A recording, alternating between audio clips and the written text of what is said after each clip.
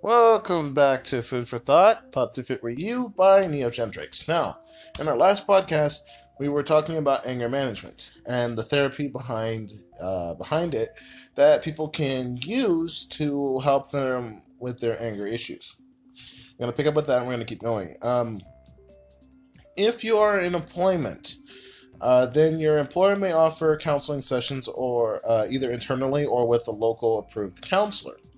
Your psychotherapist or counselor should be aware of any current historical medical conditions, including mental health and any addictions, so that the potential cause of anger may be identified, that the sessions are tailored to complement any or other therapy that you may or may be having.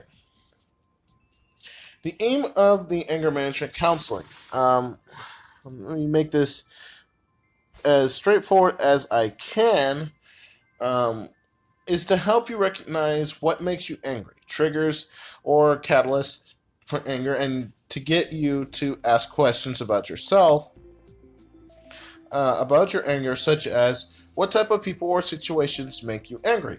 What do you do when you're angry? And how does my anger affect others around me? Of course, this question should already have been asked by this point, but if you still haven't quite figured out how to ask yourself, or even if it's become obvious to you, this is the point in which to do so. Okay? They're there to enable you to learn specific skills, to help you manage triggers for anger effectively. They help you identify times when your thoughts do not lead to logical or rational conclusions. Your counselor will work with you to change how you think and react to certain situations. Okay? And going back to the relaxation techniques, they'll help teach you some of those to help keep you calm and peaceful, even when you have a surge of anger. Okay? And I'm not talking about meditation, though that does help for some people. Okay? So, to help you learn how to be assertive, by being able to express yourself assertively, you will feel more in control of situations. And they teach you how to do that as well. If you're not quite sure what that is or what that means, go ahead and look for my podcast. If I haven't already done it, I will do it on assertiveness, okay?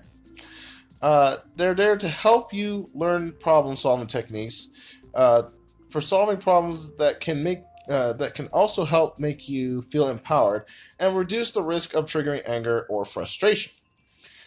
Problem-solving is definitely a cool thing to have. For those who don't know what it is or how to do it, they will teach you how to do it. All right?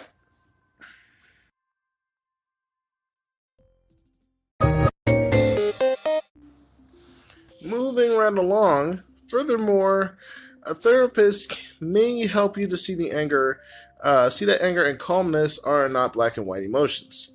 As with all emotions, there are various degrees of anger, which we can be mildly irritated or in a full-blown rage. Granted, if you're in a full-blown rage at this point, logical reasoning is out of the question. So, if you're trying to reason with someone who's like that, I suggest you step back.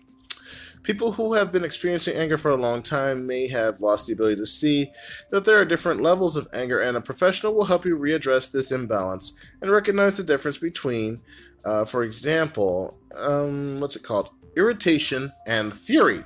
And yes, there is a difference. So, how do you know when you're angry?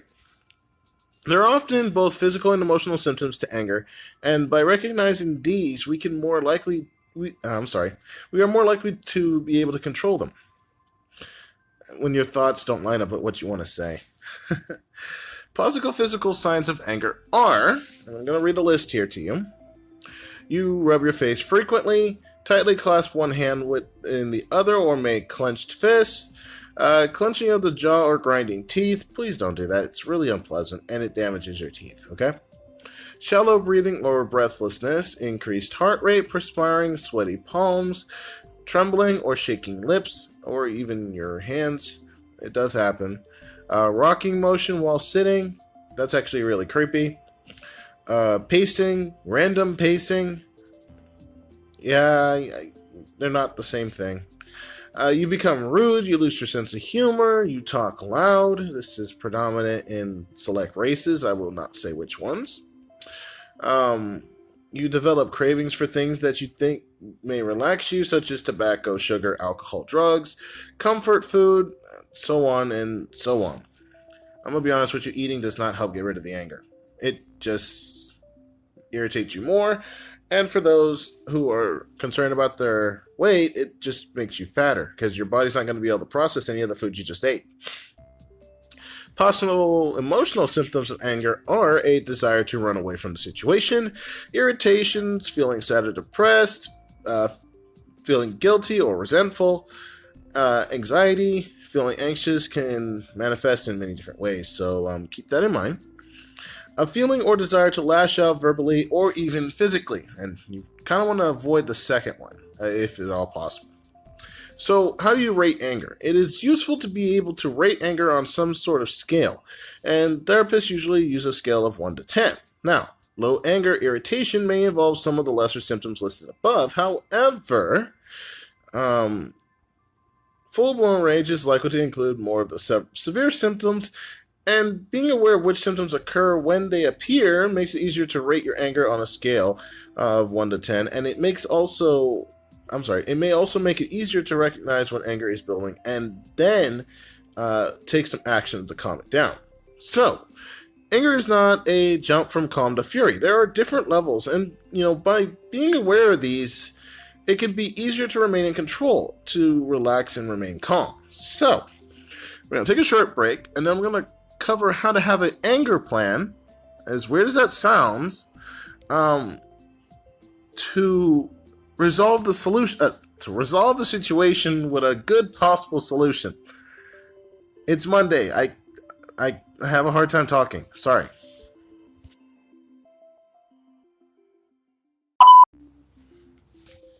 Sorry about that. I had to take a short break there. So at the end of that slight bit where you heard me say I'm sorry, I'm actually talking to the guy helping me record this. It's a new friend of mine. His name is John. I asked him to join me in this podcast, but for whatever reason, he doesn't like being recorded. So, that aside, having an anger plan, okay? Recognizing where your current anger level is on a scale is important. It's the very first step to understanding and dealing with your anger. And it enables you to devise an anger plan. Anger plans are unique and personal to the individual with anger issues and often relate to specific circumstances or people that have been seen to cause anger. There are some generic components to an anger plan, and these may include the following. So, this will help you get started. Removing yourself from the situation that triggers the anger so that you have space to gather your thoughts and calm down. On that note, changing the subject of the conversation, sometimes particularly topics of discussion, can include anger triggers, so steering the conversation in another direction can help minimize this. Of course, this also requires that you have the skill to, converse with people and have the right kind of social skills to do so. Also, slowing down, counting to 10, or using some other strategy to slow down the pace of the conversation can sometimes help. Slowing down when you feel anger rising can help you regain some logical thought process, in which case, this can also help you rationalize your situation and therefore avoid getting upset. I use this technique a lot, especially with people that I know or with women that I date, to keep me from getting upset with them. As a result, don't get me wrong, the stuff that they do irritate me. I mean, it's kind of hard not to get irritated over simple stuff. But if you stop to think about it before you respond, and this is something that my dad taught me, you can keep yourself from getting upset, saying something stupid, or even, as for some guys, since they have a bad habit of doing this, raising your hand towards your beloved mate. Okay? Because I know intentionally most guys don't intend to hit their girls, or women, or girlfriend, wives, what have you, but they end up doing it out of spite or out of anger without thinking about it. This in turn makes it so that the girl goes crying for help, and therefore they get in trouble or arrested. So, and then the last thing, And I know I keep repeating this, so I guess I should probably cover it, but not right now. Relaxation techniques, including the breathing exercises I talked about last time, and some visualizations. Okay?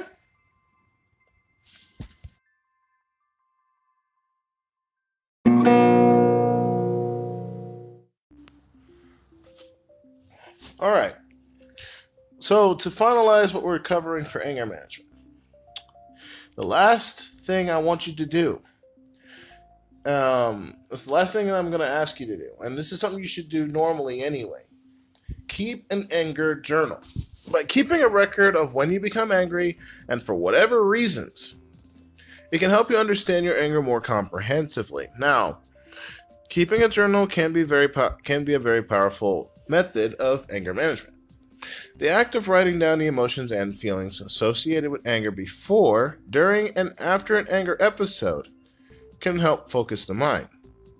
Rereading an anger journal helps to identify techniques for anger management that worked well, and also those that didn't work or help in various circumstances. So, to summarize everything that we've covered in the last two episodes, and in the episode that I covered anger in, anger management therapy is based around the belief that knowledge is power. So, arming yourself with knowledge about your anger, understanding it more fully, can give you the power to recognize and control how you feel in any given circumstance. Now, keep this in mind.